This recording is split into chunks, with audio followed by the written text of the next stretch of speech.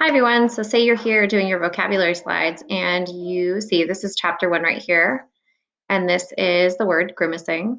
And if you go to the book here and you type in Control F, it'll pop up up at the top here, a little search box. You can type in the actual word. It's going to tell you how many times it appears in the book. So the first one, we're on 1 of 2.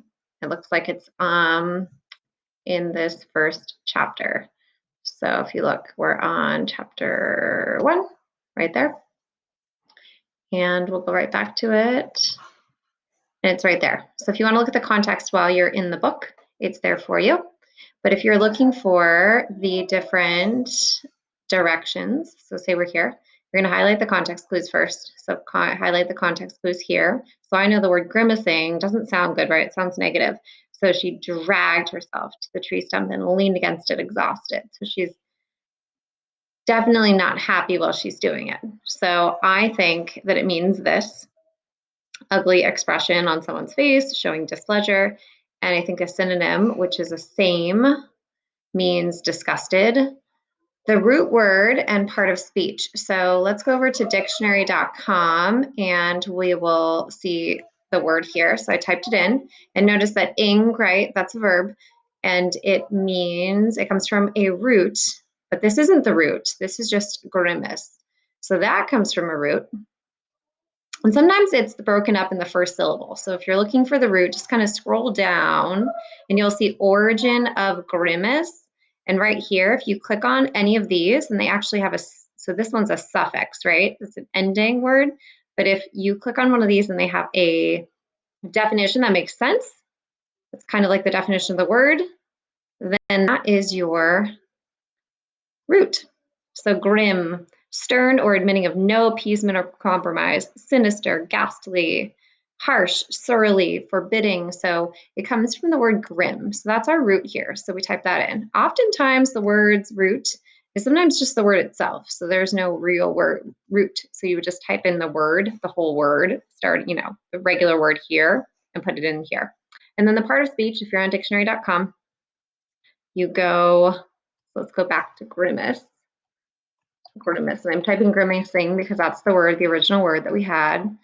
And we see here it's a noun, but it depends how it's used. So in our sentence, while grimacing, she dragged herself.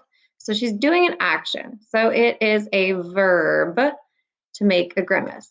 So I'm going to put verb here. It all depends on this context clue sentence.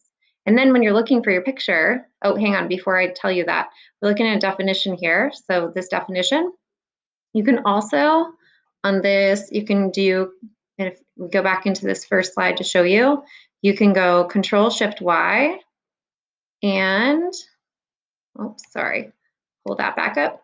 Control-Shift-Y pops up the dictionary here. So I could even type grimace on the right-hand side, and it pulls up that it's a noun or a verb. It depends. You have to look and see which one, and then it gives you kind of a definition. So I'm even going to change mine synonym. I could even change it to scowl. That's a good one. Or frown. That's another good one. So you can just choose the one that you like the best, one that you would choose if it were you. Finally, so this one's great for giving like the part of speech and the definitions and the synonym, but it's not so great for giving the root word. And that's where dictionary.com comes in. That's a little bit better for the root option. And then finally, the last thing you're going to do if you go to your slides, still working on these a little bit, is you're going to, so we've got our definition, part of speech, root word, and definition, part of speech, root word, and synonym. I'm going to add that in a second here. Synonym.